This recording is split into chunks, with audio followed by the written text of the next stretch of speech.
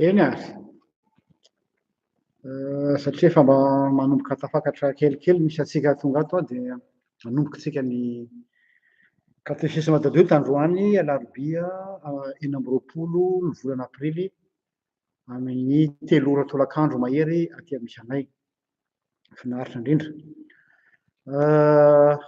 mialohan'ny hanomboantsika ny fotoana dia hiaraka hivavaka asika isotranao zay Andriamanitro nomenao indray ty alarobia tolakandro ity fotoana zay efa hifanomezanay amin'reto vahoakanao reto ny handalinanay bebe kokoa ny amin'ny antony finoanay fa tsy tsara tokoa ny fanahy raha tsy manam-pahalalana ary mba afaka hiteny tahaka amin'ny Paoly zay hoe fantatro izay noako avia fanahy masonao satria ianao no resahana eto raha tsy anao tompony no manambara aminay dia teniteny foana eto fotsiny zahay ary eo kanao ny aloha lalana any am-pon'ny tsirairay avy ny anaranao Jesosy amen.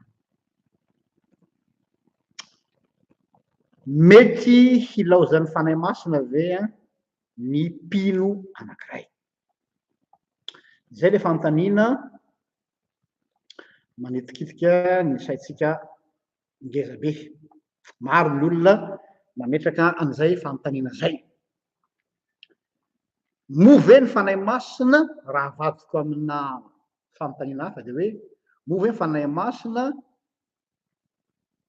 mivoaka sy miditra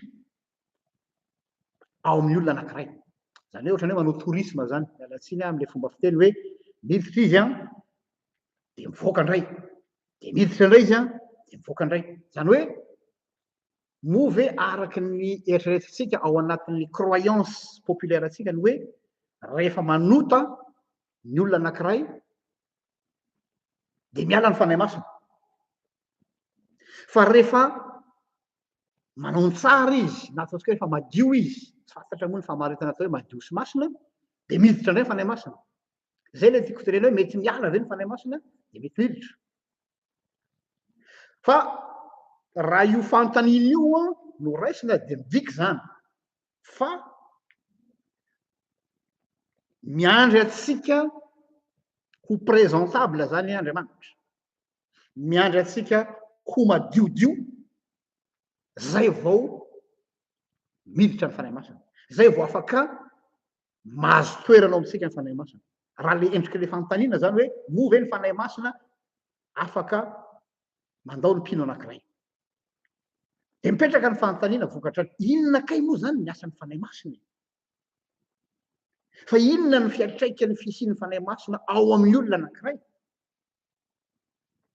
zay zany problematika tsy maintsy vahatsika aloha mba ahafahantsika mamaly an'izay fanontaniana zay faharoa de ty tafiditra ato amin'ity resaka ty ny firesahantsika hoe ny fiemorana hoe niemotra ranony de hoe rehefa niemotra de tsy azo avaozina intsony tsy misy fibebahana faharoa tafiditra ao ambadika zay koa ny eritreritrytsika ny am'le izy ny teny ratsy ny fanahy masina na ny manao blasfemy tafiditra ao anatin'izay koa tafiditra ao anatin'izay koa le hoe ota mahafaty sy ota tsy mahafaty satria any amin'ny epistily ho an'ny jaona de misy hoe misy ny ota mahafaty ary ny ota tsy mahafaty reo zany ohatra ny karazana pake anankiray voakasiky ty resaka fanahy masina ty daholo hoe mety hilaozan'ny fanahy masina tokoa ve ny mpino anankiray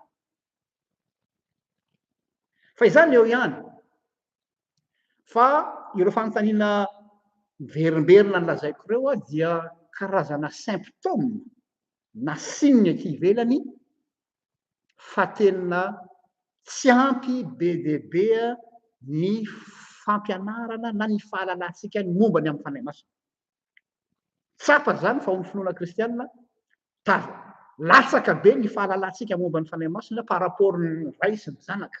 Jesosy zao mba fatapatatsika ihany. Ny ray fatapatatsika ihany fa ny fanahy masina tena tafalatsaka ambany be.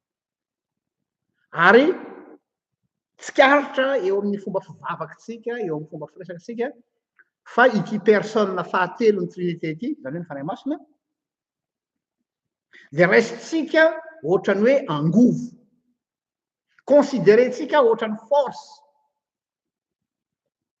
ny fanahy masina. Ny fanahy masina tompoko dia tsy angovo. Satria ry zareo any amin'ny ézoterika dia mandray azainy ho angovo. Tsy angovo ny fanahy masina. Tsy force ny fanahy masina. Fa personne, Andriamanitra ny trinité, ao amin'ny trinité mihitsy. Apetraka amin'ny toerany mihitsy zay. Satria raha vao raisitsika hoe force fotsiny ny fanahy masina, na raisitsika ho angovo fotsiny ny fanahy masina, dia tsy Andriamanitra izy zany, fa hery. Re ombenombeny koa le hoe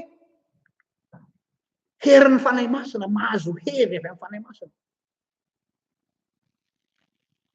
Zany hoe raisitsika ohatrany hoe karazana pouvoir, dia rehefa mandray pouvoir avy amin'Andriamanitra, dia ino no pouvoir atsika manao zavatra. Tsy pouvoir ny fanahy masina, tsy force ny fanahy masina, tsy angovo ny fanahy masina, fa personne fahatelo ao amin'ny trinité ny fanahy masina. Ka everiko fa mila fandalinana kely resaka pneumatologie. Pneumatologie zany avy amin'ny teny hoe pneuma fanahy. Pneumatologie fianarana momba ny fanahy masina, zay hitako hoe lesoka be dia be ihany amintsika kristiana. Ndao ary, iza ary ty fanahy masina ity? Qui est l'esprit de Dieu? Quel est l'Esprit Saint? Ny mahavantana antsika raha vao miresaka hoe fanahy masina na ny fanahin'Andriamanitra, dia tonga dia avy hatrany dia mampifandray azy amin'ilay vanim-potoanany pentekosta. Ho avy zao ny pentekosta amin'ny faran'ny volana May zao. Dia raha vao miresaka fanahy masina, ry zareo pentekotista zao, dia tonga dia mieritreritra le miteny tsy fantatra. Le mieritreritra le hoe misy fanahy masina milatsaka dia misy fisehoana spectaculaire, dia miteny ny fiteny tsy fantatra, batisa fanahy masina, tonga dia any daholo ny aleny sainy maro.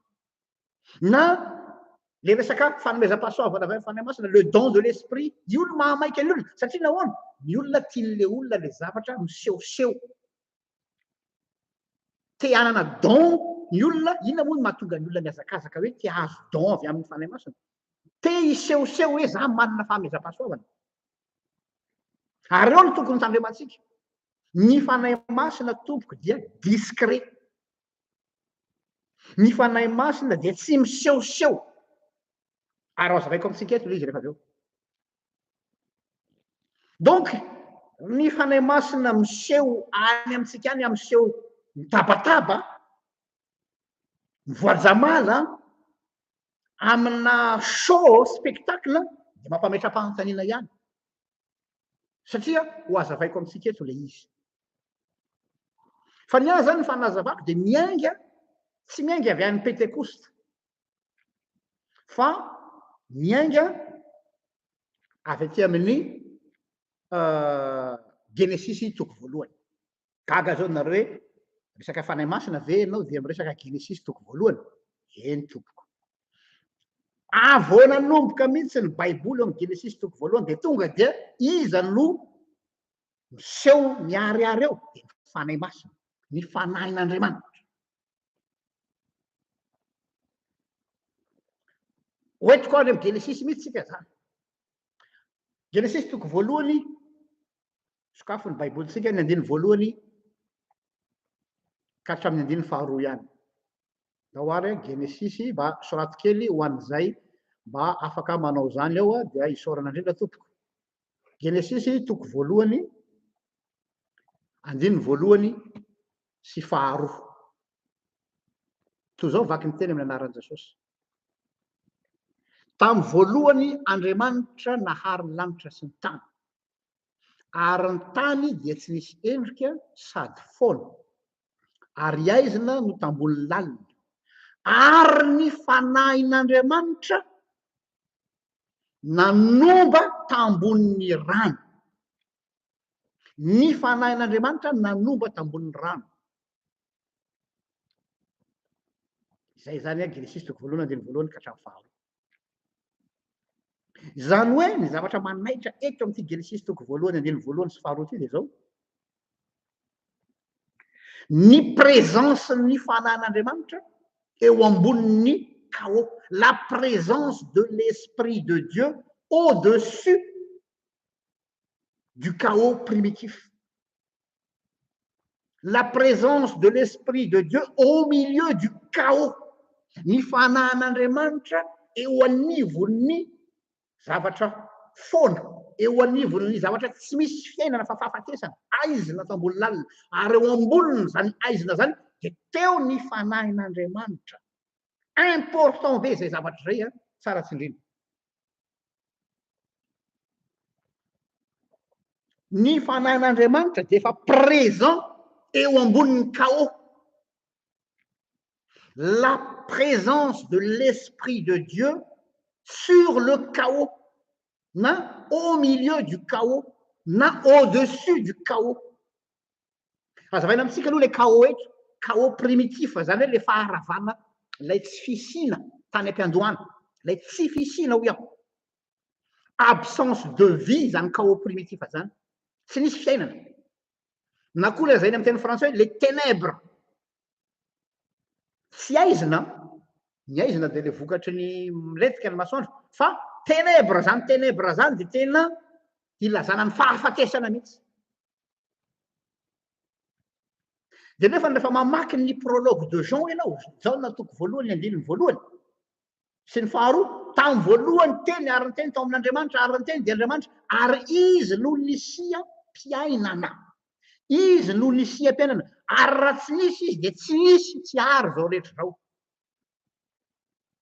De ampifandraiso Jaona toko voalohany andiny voalohany sy faharoa sy ny Genesis toko voalohany andiny voalohany sy faharoa, fa tena mitovy. L'Esprit de Dieu qui crée la vie là où il y a la mort. L'Esprit de Dieu qui crée la vie là où il y a le chaos.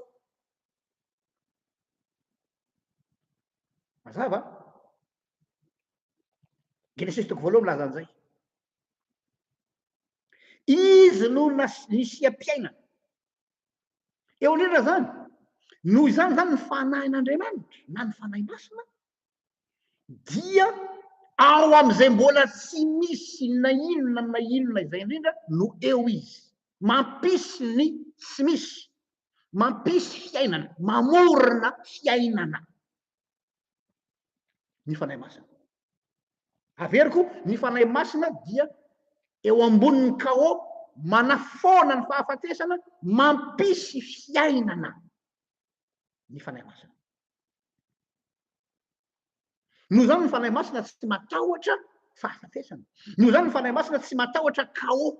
Noho zany ny fanahy masina tsy matahotra ténèbres. Raha hitarina, ny fanahy masina tsy mandositra fahotana. Or tsika miteny hoe rehefa manota ny olona anankiray de mialo am'le olona ny fahotana, mialo amin'ny olona ny fanahy masina. Ny fanahy masina tompoko mandroaka ny aizina fa tsy mitsoka, tsy nisy zany hoe mazava zany ka ny mazava no mandositra aizina. Rehefa miditra anaty efitrano anankiray ianao ka maty ny jiro, raha voampirehetinao ny interrupteur de tsy maintsy ny maizina no miala fa tsy ny mazava. Tsy mbola nisy zany hoe mazava zany no miala fa ny maizina no mitoetra, tsisy zany. Fa rehefa tonga ny mazava de resy ny aizina. Ary zay no asehon'ny Genesis toko voalohany.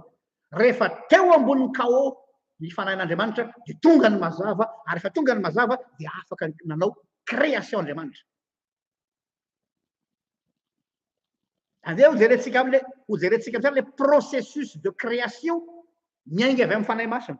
Processus de création miainga avy amin'ny fanahy masina. Genesis toko voalohany ihany iverenantsika le Genesis toko voalohany. Andiny voalohany ka hatramin'ny fahaefatra. Genesis toko voalohany teo a, toizantsika zany le vaky teny teo a, fa hatramin'ny andininy fahaefatra. Genesis toko voalohany, ny andiny voalohany ka hatramin'ny fahaefatra. Ndao ary, vaky toy zao ny anaran'i Jesosy. Ary ny tany de tsy nisy endrika sady foana. Ny aizina no tambonin'ny lalina. Ary ny fanahin'Andriamanitra nanomba tamboniny rano ary Andriamanitra nanao hoe misia mazava dia misy izany ary hitan'Andriamanitra fa tsara ny mazava ary nampisarahan'Andriamanitra ny maizina sy ny mazava. Eo aritsika elo tsara le verset aro tsara le processus KO de fanahy masina tonga eo ambony de rehefa tonga ny fanahy masina tonga ny mazava rehefa tonga ny mazava inona ny asan'ny mazava nampisaraka ny aizina sy ny mazava ary rehefa nisaraka reo de zay vao nanomboka ny création. Arao zay processus zay KO ny fanan'Andriamanitra tonga ny mazava mampisaraka ny aizina manomboka ny création. Zay ny atao hoe processus de la création. Zao ary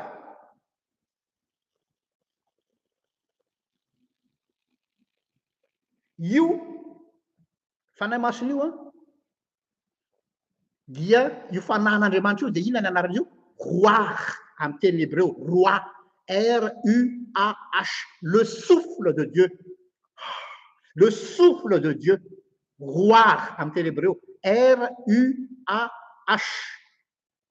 ho an'izay mety andray noty RUAH roar ny famaky azy fa ny fanoratra azy RUA RUAH. Io fanan'Andriamanitra io le teo ambonin'ny rano io le atao hoe souffle de Dieu.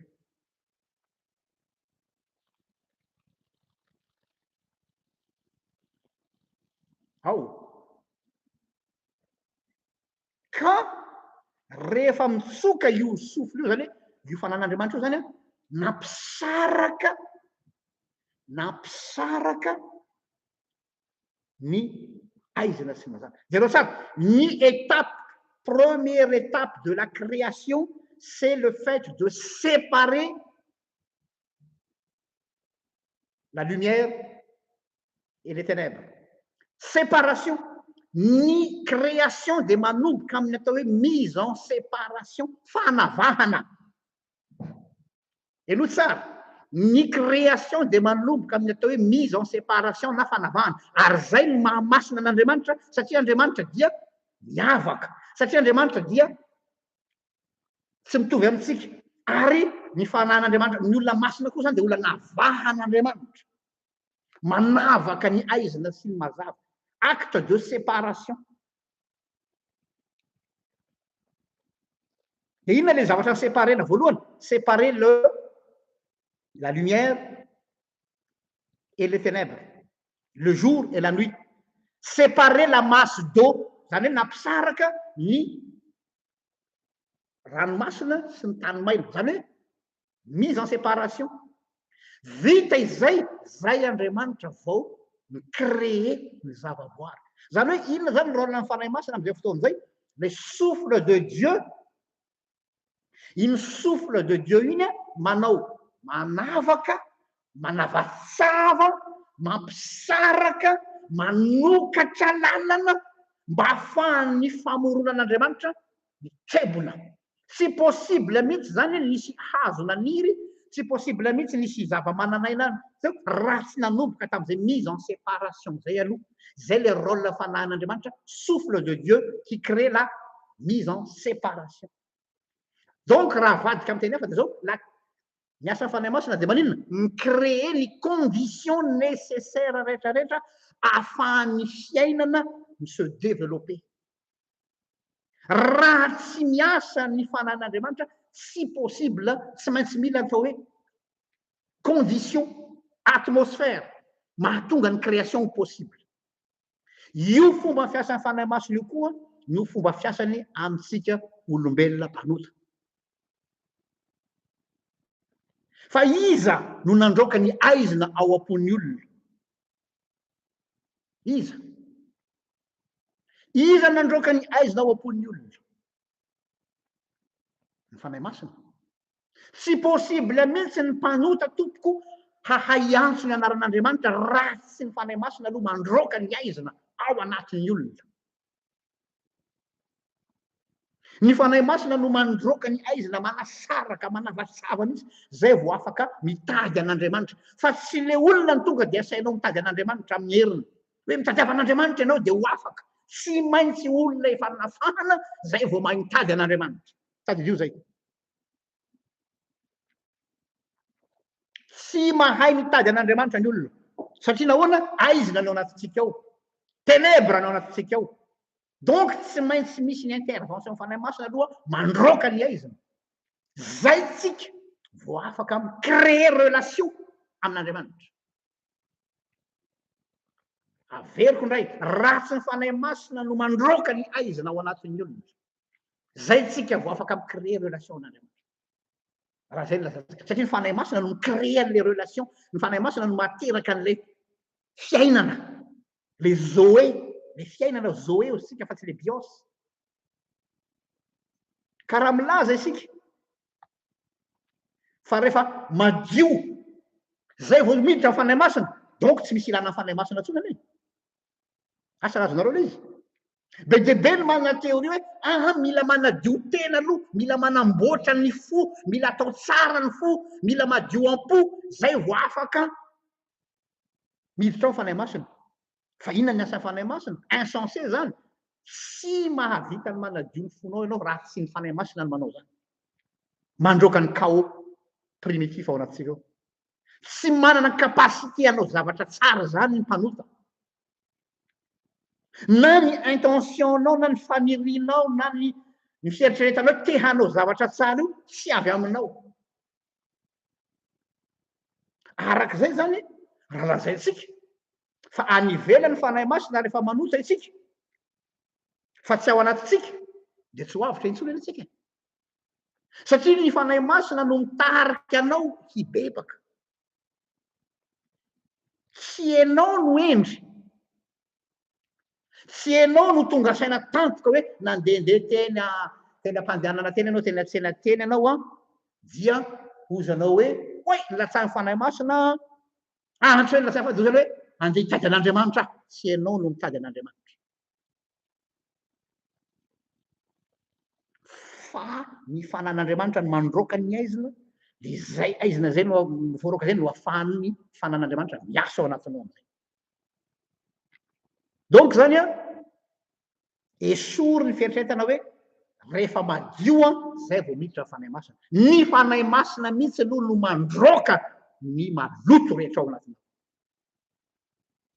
zay vao manomboka ny asa zareo zareo tsara le vision napahitana any Ezekela mpaminany tadidinareo Ezekela naseho any Ezekela taolapaty maina tsy misy intsony na hoditra tsy misy na nofonofony kely taolapaty maina be de be dao aloha Jehovah tamin'ny Ezekela maminany ianao am'ireo taolapaty ireo maminany ianao am'ireo taolapaty ireo de naminany Ezekela le naminany eto zany nanambara ny afatr'Andriamanitra aloha zavako olo izy a nanambara ny afatr'Andriamanitra plus Ezekela nanambara ny tenin'Andriamanitra de ny fanatona reo taolanareo vakio ny bokin'ny Ezekela fa tsy ho vakiko eto satria lava be le izy ny fanatona le taolana maina de avy eo nananiry nofo de naniry hoditra dia mbola tsy velona fa efa misy nofotra de ozy Jehovah maminany ihany ianao mantsy Ezekela de naminany ray Ezekela zany hoe nilaza ny tenin'Andriamanitra dia plus Ezekela ny teny plus nanomboka nietsika le vatana velona indray io le rôle ny fanahy masina mampisy aina ao am'izay fa misy fahafatesana donc raha raisina amin'ny lafiny ara-panahy tsy possible mihitsy zany hoe olona mbola ao anatin'ny fahafatesana ara-panahy no asainao miezaka hiala am'izay zavatra mahazo azy fa raha tsy misy intervention ny fanahy masina mihitsy tsy afaka eo io olona io izay no antony mahatonga atsika mangataka amin'Andriamanitra ny anafahan'Andriamanitra ny olona fa tsy vitany moral de balle io tsy vitany hoe tokony anao an'izao tsy tokony anao an'izao manahirana rehefa mahely olona teny tsy tokony anao an'izao tsika kristianina tokony anao an'izao tsika kristianina c'est facile à dire c'est facile de moraliser sur des sujets de morale fa raha tsy ny fanan'Andriamanitra ny mandroaka ny aizina tsy misy création possible zany tsy misy zay ny anankiray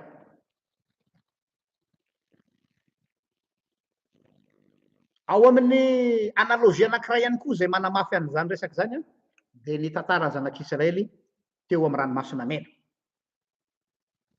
mety ho gaga anareo inona ny idiran'ny fanahy masina amin'izany ho hitanareo eto rehefa nandao ny tany Egypte ny zanak'Israely tany amin'ny trano fanandevozana dia tonga tany nefitra dia teo alohany teo a ny ranomasina mena ary ao an-damosiny i Farao sy ny miaramilany ary ny kalisa dia monimolina zanak'Israely ahoana ho faty aty anefitra aty ve zay misy zavatra misy détail anankiray zay tsy mba remarque atsika ao anatin'iny tantara iny mamaika atsika dia le hoe wow mahay zavatra Andriamanitra nisokatra ny ranomasina mena oui fa misy zavatra anankiray ngeza be ao amin'iny tantarany ny ampitanany ranomasina mena iny tsy mba lazaintsika loatra nefa tena point important amin'iny tantara iny inona ozy anao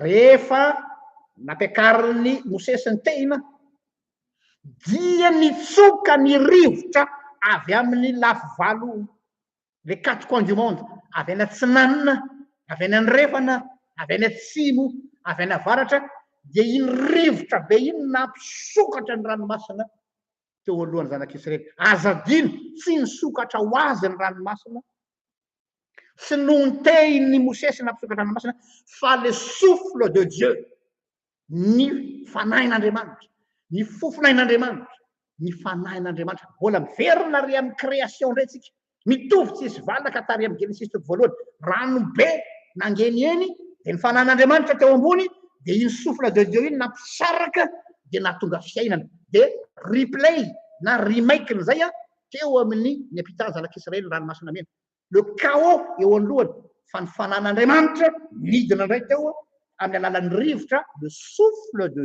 Dieu averiko indray le souffle de Dieu manokatra ny lalana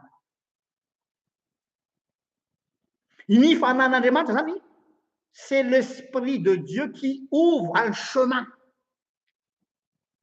ce n'est pas l'être humain d'ouvrir un chemin, de frayer, de trouver un chemin. C'est l'Esprit de Dieu qui ouvre le chemin. Ny fanahin'Andriamanitra no manokatra ny lalana. Fa tsy ny olona no asaina manokatra ny lalana. Razonareo tsika tongavana. Tsy capable ny olona. Ratsy ny fanahin'Andriamanitra no manokatra ny lalana. Eo no ahitantsika an'ilay atao hoe le sens spirituel le fanahy masina zany na ny fanahin'Andriamanitra dia c'est un esprit qui rend possible la création d'une vie nouvelle. Matoy ianao zany havako mahiratra ny masonao. Matoy ianao zany havako matsiaro mivavaka amin'Andriamanitra tsy ianao no endry. Tsy ianao no iza fa ny fanan'Andriamanitra nampahiratra ny masonao. Ny fanan'Andriamanitra namelona anao dia zay ianao vao mba mianso azy hoe babaray.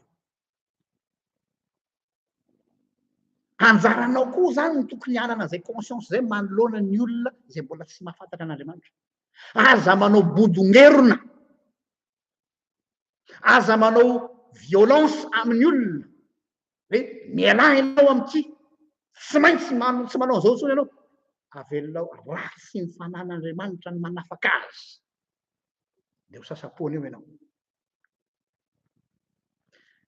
Fanampin'izay, io fanan'Andriamanitra io zany rehefa tena zoina, izy tsy hitanao fa redoutable. Discret mais redoutable. Nia zay ny fomba maritako ny fanahy masina. L'Esprit Saint est très discret. Tsy hitanao hoe iny izy fa mihoerahoera, iny izy fa misehoseho etsero. Tsy hitanao fiasany.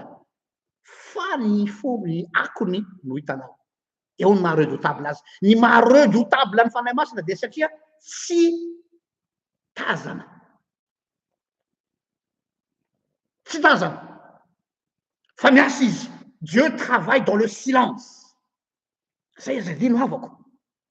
azakivy ianao mitondram-bavaka ny fianakavianao na ny havanao. Dieu travaille dans le silence. L'esprit de Dieu, c'est un esprit discret mais redoutable et efficace. Ça, je peux vous le dire. Zay ny fanahin'Andriamanitra zay. Ny fanahin'Andriamanitra tsy mitabataba be zany. Satria nahoana? Meko anao ny antony. Isaia 40:12 sokafy ndray ny baibolinareo. Isaia 40:12. Aiza no ataken'ny fanahy masina voalohany rehefa miditra ao amin'ny olona izy? Aiza no ataken'ny fanahy masina voalohany rehefa miditra ao amin'ny olona izy? Isaia 11:2. Any amin'ny moteur anao mihitsy no tonga dia atakeny. Isaia 11:2. Ndao ary mba misy ana manoratra indray nareo a. Zay ao saotra betsaka antsika manoratra. Isaia 11:2. Za aloha mbola vao direct moa ty dia sady mijery baiboly ato aho. Dia zao voasoratra. Ary ny anaran'i Jesosy, ary ny fanahin'i Jehova hitoetra ao aminy, eno tsara, dia ny fanahiny fahendrena sy fahazavan-tsaina, fanahiny fanoloran-tsaina sy ny faherezana ary ny fanahiny fahalalana sy ny fahatahorana an' Jehova. Misaotra nanome amin'ny teny français, l'esprit de l'Éternel reposera sur lui qui est le Messie, esprit de sagesse, esprit d'intelligence, esprit de conseil, esprit de force, esprit de connaissance, esprit de crainte de l'Éternel. Aiza zany no kendren'ny fanahy masina avy hatrany rehefa miasa ao anatin'ny olona izy? Any amin'ny intelligencenao no idirany.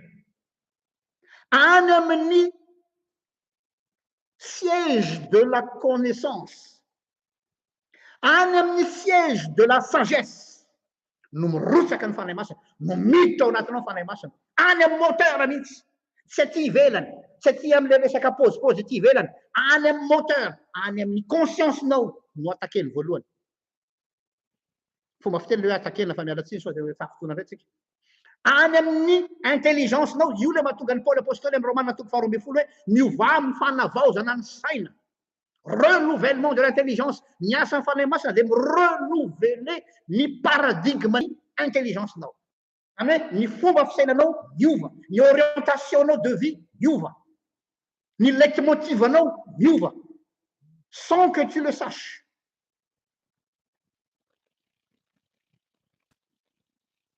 Sans que tu le saches, dia miattaquer. Tsy hoe miattaquer fa miditra fomba fiteny izy, miditra ao anatin'ny consciencenao izy. Mamolavola ny sainao izy. Maneso ny sainao izy. Io le mahatonga ny fanahy masina redoutable, discret mais efficace, redoutable. Averiko indray, tsy any amin'ny zavatra ety ivelany fa any amin'ny conscience. Ny problème antsika olombelona ane dia le feon'ny fieritreretantsika ane efa maty. Le feon'ny fieritreretantsika ane loe, potika ny fahotana tanteraka. Donc tsy maintsy mila reparena any amin'ny moteur ianao. Any amin'ny fomba fisainanao mihitsy no mila vaozana. Ianao tsy mahavita an'izany. Any amin'ny orientationnao hoe miova ny priorité anao, miova ny orientationnao, miova ny leitmotivanao. Zany a, io le lazaina hoe esprit d'intelligence, esprit de sagesse, esprit de force. Ny fanahy masina zany manavatsava any amin'ny intelligencenao any. Ahafahany mirenouveler ny intelligencenao mihitsy azy. Manome anao fahazavan-tsaina amin'ny zavatra rehetra. Satria izao afaka tsy mahay mitia an'Andriamanitra ianao. Raha ianao ihany, raha izao ihany, tsy mahay mitia an'Andriamanitra. Fa matoa isika mahay mitia an'Andriamanitra dia satria ny fanan'Andriamanitra no nampitoetra izany fitiavana an'Andriamanitra izany. Romaina 5:5, tsy zaho namorona azy. Romaina 5:5, takio kely mba sorato kely ho an'izay manoratra azafady. Romaina 5:5.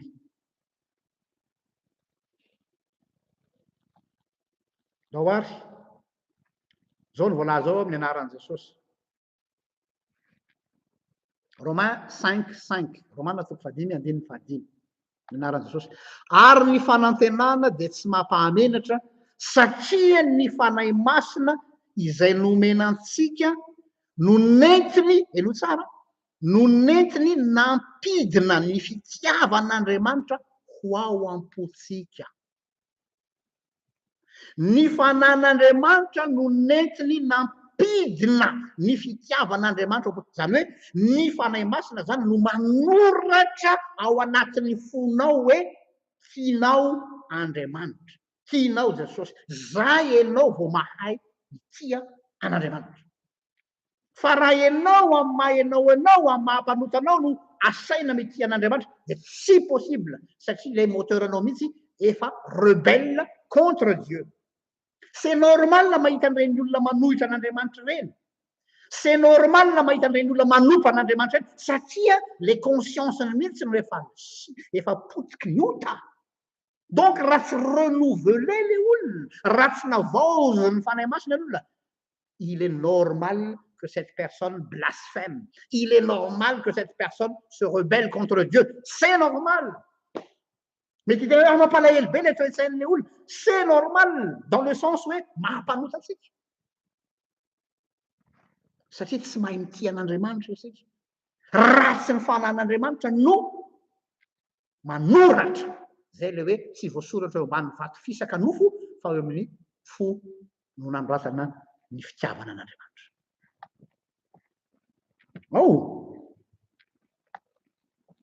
Andeha tsika hijery verset anankiroa mifampitohy.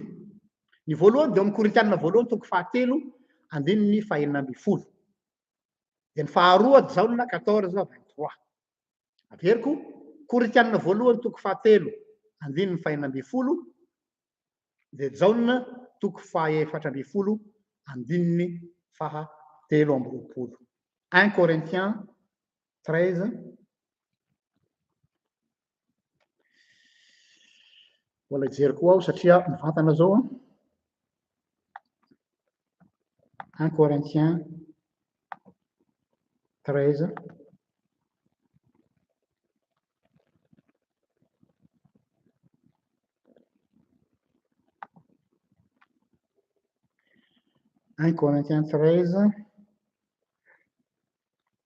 Non, ça fait 1 Corinthiens 3:16. Dis-moi. 1 Corinthiens 3:16.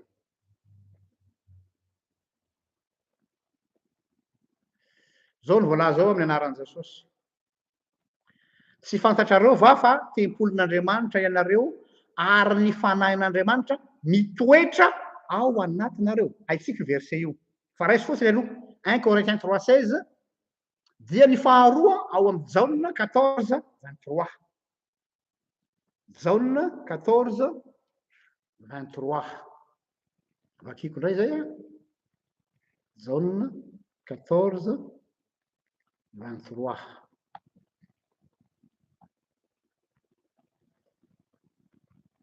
Ya. Jesosy namalaka nanao tamin'ny hoe mianarana Jesosy. Raha misy tiahy, raha misy tiahy dia hitandrina ny teniko izy. Ary ny raiko tia azy. Elo tsara. Ary ny raiko tia azy ary hankao aminy izahay. Ka honinao aminy. Asa nambazonareo an-tsaina zany zavatra zany. Jesosy sy ny ray no mandeha monina ao anatitsika.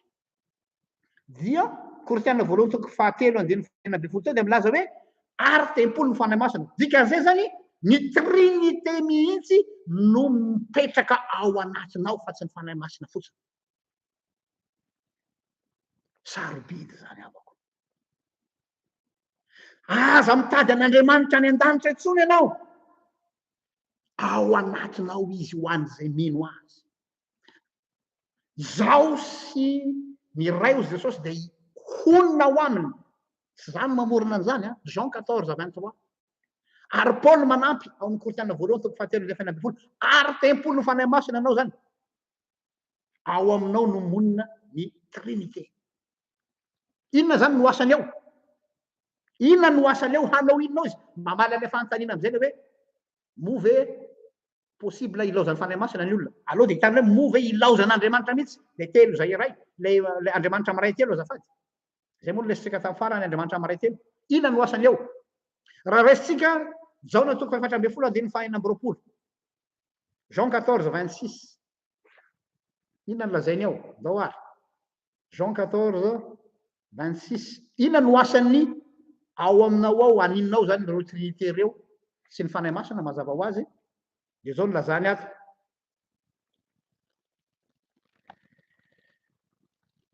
fa ny mpananatra dia ny fanahy masina zay ranoray amin'ny anarako eo le izy izy telo izy hampianatra anareo ny zavatra rehetra aninona hoe hampianatra anareo ny zavatra rehetrarehetra ray zay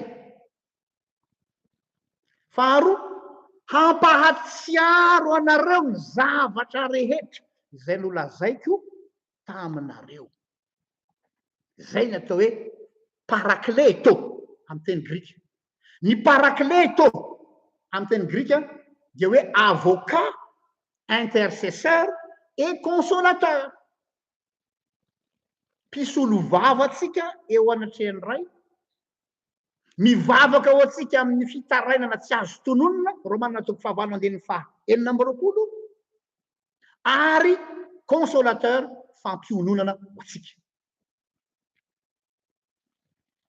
ny fantaniana apetrako aminao ary raha ozy ianao hoe ny alany fanahy masina le olona rehefa nanota de rehefa metimety indray le olona de miverina fanahy masina tsy possible zany tsy possible zany satria zao izy no mifona ho antsika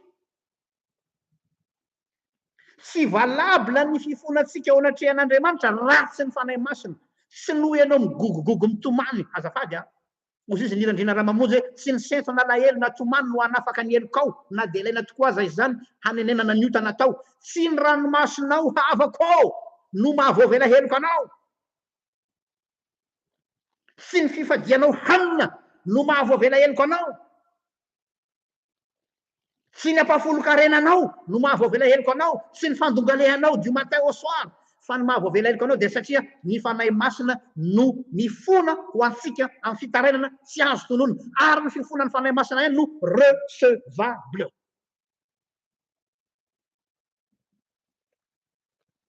ny fifona ny fanahy masina ihany no recevable fa ny fifona nataotsika tsy recevable mihitsy ka raha sanatrika ny laozany fanahy masina ianao zany dia na ibebaka mandra-parivony any ianao de tsy voaray ny fifonanao fa matoa ianao voaray ny fifonanao matoa anao voavela heloka de satria efa mifona ho anao ny fanahy masina important be zay ndreky jerentsika romanina toko fahaenina andininy fahaenina amby roapolo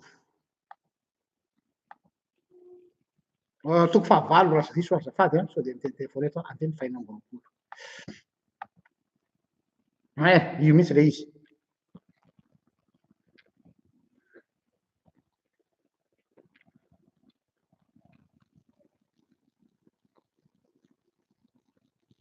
romanina toko fahavalo andininy fahaenina amby roapolo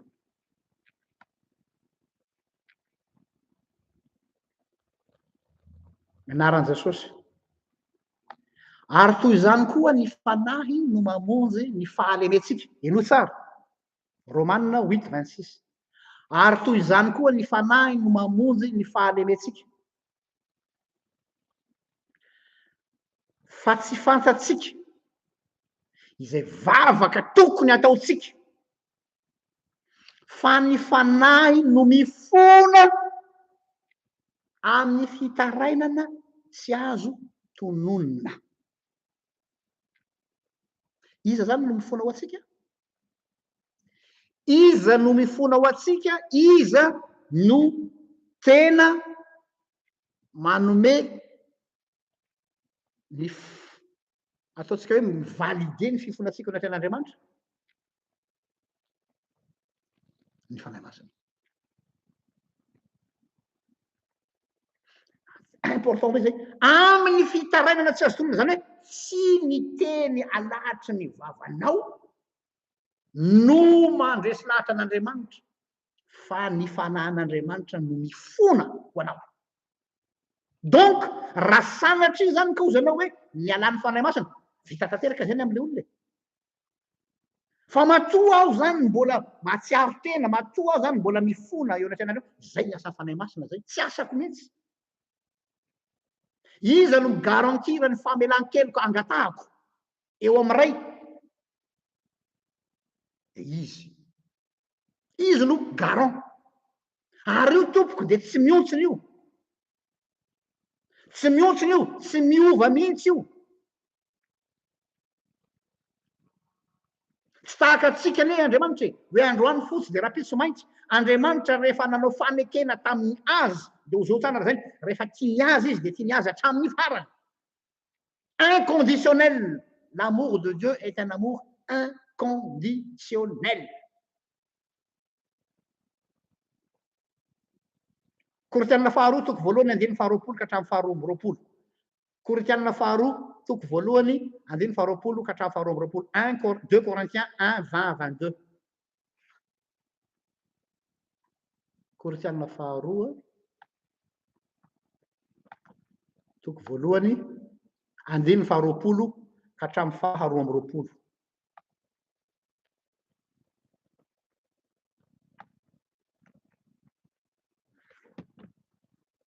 Ao ovakiko amin'ny anaran'i Jesosy. Fanafiry ny teny fikasan'Andriamanitra dia ao amin'ny eny ary amin'ny alalany koa ny amen. Ho voninahitr'Andriamanitra, ho voninahitr'Andriamanitra amin'ny ataonay. Fa zay nampitoetra anay mba aminareo ao amin'ny Kristy sady nanositra atsika dia Andriamanitra. Izay nanisy tombo-kase. Nanisy tombo-kase atsika ka nanome ny fanahy ho santatra ao am-potsika. Important be ity verset ity. 2 Corinthiens 1:20-22. Ao aminy ny eny sy ny amen, zany hoe Andriamanitra rehefa tonga zanak'Andriamanitra ny olona anankiray dia neken'Andriamanitra mandrakizay, zay le hoe eny sy amen, tsy mivadika intsony zany. Ary de ampino hoe misy tombo-kasen'ny fanahy masina, le sceau de Dieu. Ina dikan'le sceau? Marque d'appartenance azy ianao. Ka tsy miankina amin'ny humeuranao, ny fihetseponao, ny émotionnao na ny fahazotoanao mivavaka no marodrefo hoe mbola ao ve ny fanahy masina sa tsy tsony. Zay masina mahavoan'ny maro. Ka tsy tazana ny vavaka ny telo alahady zay rakoto de hoe efa nialan'ny fanahy masina reny. Na ozanao hoe hitanao ny fokasigary izy efa nialan'ny fanahy. Tsy azo refesina amin'izany satria tombo-kasen'Andriamanitra no mikonty eto. Andriamanitra nanao fanekena am'le olona. Enin'Andriamanitra tsy mivadika ho tsy zany rapitso. Tsy ohatry antsika olombelona Andriamanitra. Le oui de Dieu est un oui de béton. Rehefa nekeny ho azy de ekeny hatramin'ny farany.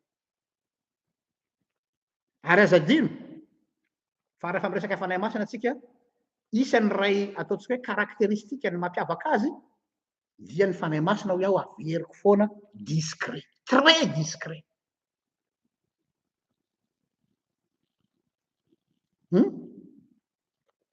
Betsaka amitsika no zay mahatonga ny olona sous-estimé ny resaka fanahy masina ty satria tsy misehoseho izy kanefa tena miasa. Asa raha tadidinareo ny resaky Jesosy tamin'ny Nikodemosy ao filazantsarany Jaune toko 7:15. Izao no voalaza zao. L'esprit comme le vent souffle où il veut. Tu entends le bruit qu'il fait, mais tu ne sais pas d'où il vient et où il va. Tiako be mihitsy le izy amin'ny teny frantsay. Ny fanahy izy dia tahaka ny rivotra mitsoka. Tsy hitanao hoe avia izy. Fa ny feoany ny vokatry ny asany no hitanao hoe mahita ny azo mifolefoka ianao dia zay vao hitanao hoe mandrivotra izy zany. Zany hoe any amin'ny asany no ahitanao hoe ao izy. Tsy azonao refesina amin'ny zavatra ivelany fa any amin'ny impactany izy. Ary ny impactany fanahy masina dia indéniable. Inona ny impactany? Micréer nouvelle vie foana. Zay foana lazako antsika. Tsy manao retapage Andriamanitra, tsy manao tiptop Andriamanitra, tsy manao brocateur Andriamanitra. Andriamanitra, il ne fait que du neuf.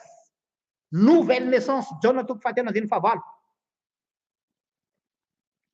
Tapany faharoa.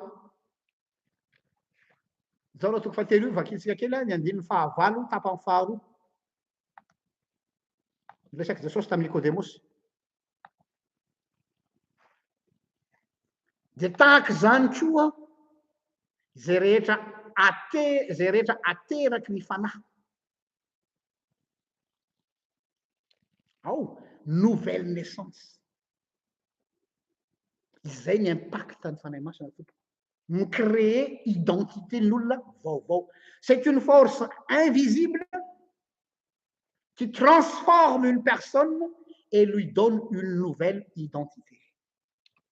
Zay le izy. Ny fanahy masina zany dia tsy misehoseho fa manova any anatiny aloha. Averiko ny any anatiny aloha. Ho olona vaovao, une nouvelle identité. Dia le hoe mahazanak'Andriamanitra. Fa ny mahavoatsika mantsy ny mahasodoka antsika dia mitady zavatra spectaculaire. Zay moa mialatsiny tsy akory hoe mana ina moa filazazany, manivaiva ireo mouvement de réveil sasatsasany. Fa na zareo hoe aty aminay misy fanahy masina satria mitabataba be. Aty aminay misy fanahy masina satria miteny fantatra ny olona. Aty aminay misy fanahy masina satria mametra tanana dia sitrana ny marary. Tsy atompoko. Ny fanahy masina dia ny identité anao mihitsy no kasiany. C'est quelque chose de très profond. C'est pas superficiel. Zareo nge ny fomba nisehoany tamin'ny Elie. Elie mpaminany. Asa raha tadinareo tamin'ny Elie mpaminany. Rehefa niseho tamin'ny Elie mo Jéhovah, Yahvé. Et dans un premier temps, ina ny zavatra nitranga. Nisy rivotra mahery, vent violent. Nandravarava tendrombohitra. Sy vato lampy, fa tsy tao Andriamanitra. Hozy izy ny soratra masina. Nisy rivotra mifofofofo be zany.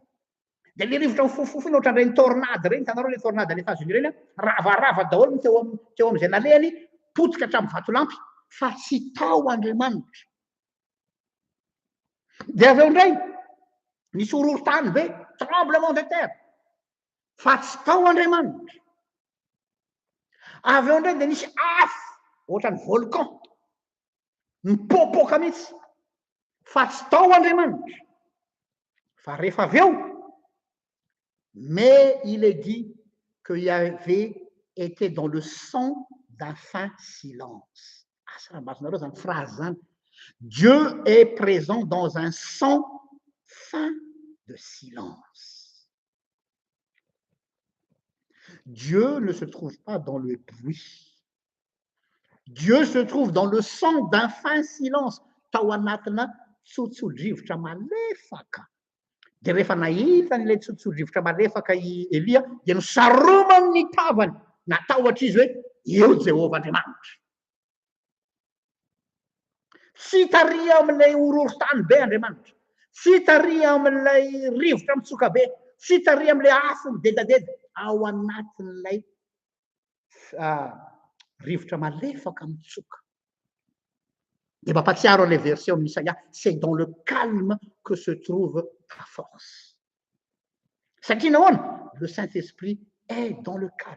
Le Saint-Esprit est discret. Le Saint-Esprit œuvre de façon redoutable invisible mais efficace.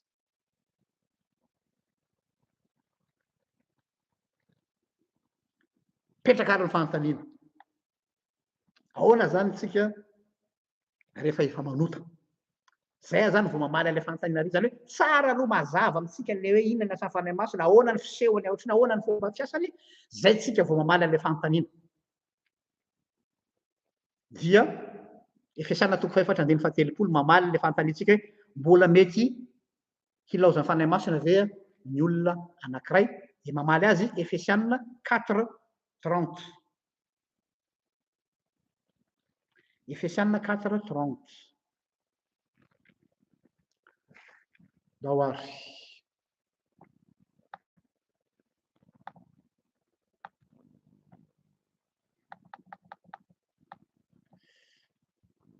Zao ny voalaza zao.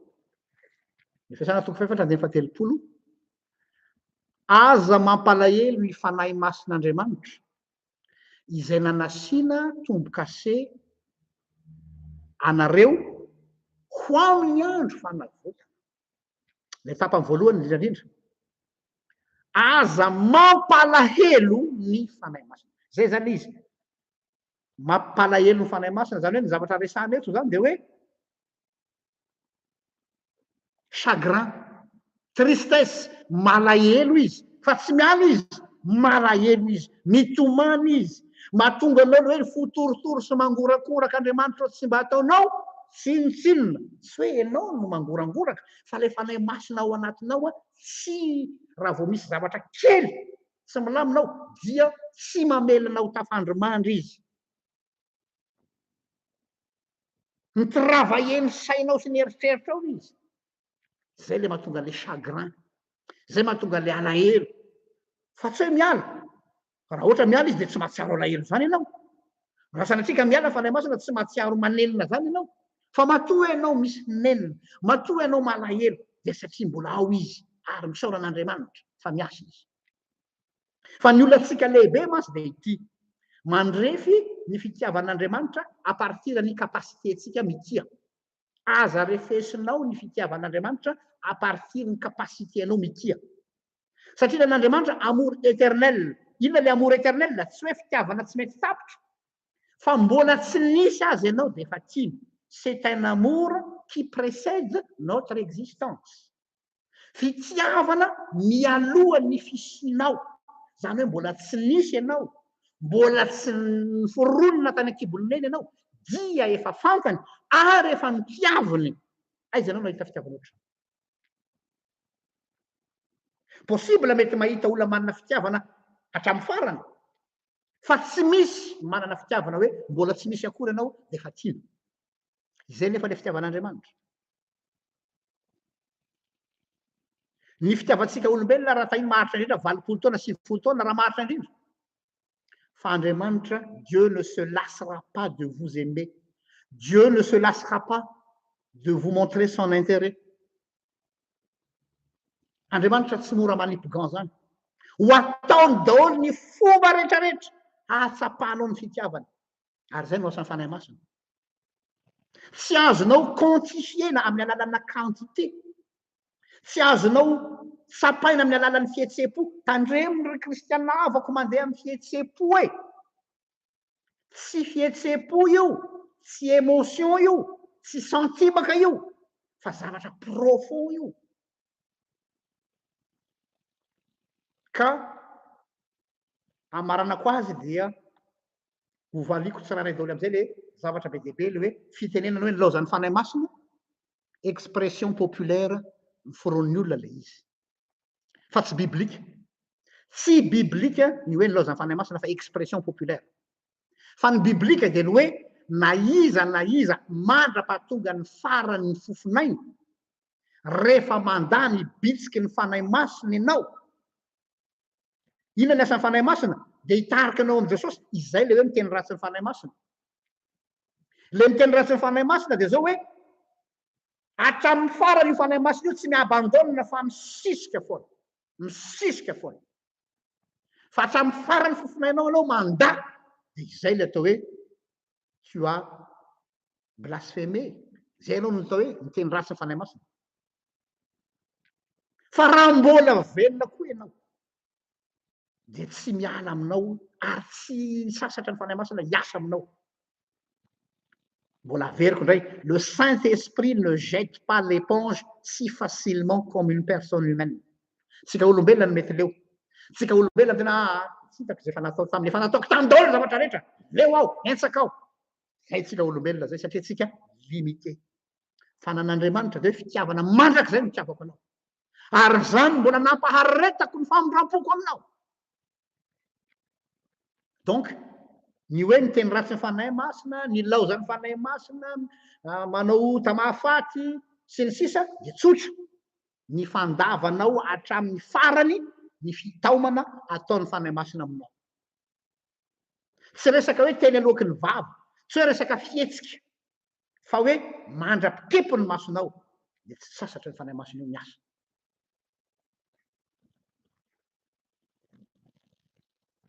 Dia faranako amin'ilay fanontaniana, nisy fanontaniana napetraky namana tato amin'ny commentaire vao nanokatra n'ilay nanao annonce ny tia hoe ahoana zany le ao amin'ny soratra masina hoe ary ny fanan'Andriamanitra ary niesoriny tamin'ny Saoly, niesorin'Andriamanitra tamin'ny Saoly ny fanahany. Aloha zava-tsara ny langage tao amin'ny testamenta taloha dia zao hoe lay fanahy lay hoe fanan'Andriamanitra io zany le onction royale nesorina tamin'ny Saoly ny fanjakana fa nafindra tamin'ny Davida. Inona ny tenenin'Andriamanitra tamin'ny Samuel hoe fa maninona ianao mbola malahelo an'i Saoly foana fa efa nafindrako tamin'ny Davida ny fanjakana. Lay andraikitra mahampanjaka azy no resahana amin'iny. Fa tsy resaka hoe fanahy masina dans le sens hoe efa tsy misy fanan'Andriamanitra intsony izy. Efa nafindran'Andriamanitra tamin'ny Davida ny fanjakana. Zay dia marina. Satria raha tamin'ny andro taloha rehefa manokana ny mpanjaka dia io le filazana manao onction royale. Dia l'onction royale amin'ny alalan'ny fanofana menaka eo ambony lohany dia raisy le hoe hamasinina amin'ny fanan'Andriamanitra ho mpanjaka. Ordination zany. Izay no zavatra resahana ao anatin'iny. Fa tsisy idirany resaka fanahy masina mampibebaka sy ny sisa sy ny sisa. Zay zany tompoko no catéchisme d'adieu tatsika androany dia raha fitiko zany dia hoe ny fanan'Andriamanitra ao dia discret fa miasa. Ny fanan'Andriamanitra tsy miabandonna vetivety zany, tsy miabandonna vetivety zany ny fanahy masina fa mbola miala menina foana. Misy sary anankiray mahafinaritra zay ao amin'ny bokin'ny Osea. Ohatra ny ahoana ny fisisian'Andriamanitra mamonjy ny olona. Dia ohatra nataon'Andriamanitra tamin'ny Osea vision zany dia hoe hitanao izy tahaka ny ianao Israely tahaka ny zanak'ondry anankiray efa niambavan'ny liona. Ary rehefa niambavan'ny liona dia ny sofiny sisa no mipoitra. Zany hoe efa tsisy aina intsony zany efa voatelina fa le ravin-tsofin'ilay zanak'ondry sisa no mipoitra fa mbola atsofoka ilay mpiandry ondry tsara ao zay ny tanany misintona an'iny any ambavany liona. Dia sotominy amin'iny sofiny iny fa mbola misy fanantenana azo hamonjena azy. Fa tsy hoe efa tsisy azo antenaina intsony ny aminy fa velao any fa efa maty iny. Non, raha mbola misy azo atao dia mbola ombana. Ka na dia efa niambavany liona aza dia sotominy amin'ny ravin-tsofiny. Fahitana nampahitana ny Osea mpaminany. Izay le Andriamanitsika. Mandra-pikipony ny mason'ny olona, mandra-pitapitry ny fofonay olona dia misisika Andriamanitra hamonjy ny olona. Fa rehefa ny olona kosa moa no mandà, sisy ninina azony atao. Izay le miteny ratsy ny fanahy masina. Izay le hoe voatery handao anao amin'izay ny fanahy masina satria tsy afaka ny hanery anao izy. Zay ray tompoko dia voninahitra ny eo an'Andriamanitra izay aza tamin'ny taloha indrindra ka ho azy mandrakizay vavaka isika. Sotranao Jesosy eo noho ny fampianaranao. Mifona aminao zahay noho ny tsy fahafenony ny fahalalanay maha olombelona mpanotanay. Fa ianao fanahy masina mifona aminay eo kavanana iray amin'ny fitaranana tsy azo tononona no hanoratra ny banga any am-pon'ny olona ka izay tena avy aminao no voarainy sy tavela ao aminy. Amin'ny anaranao Jesosy Kristy, amin'ny anaranao fanahy masina, amin'ny anaranao ray eo mangatahako zany vavaka izany. Amen. Samita in'Andriamanitra ho amin'ny manaraka indray.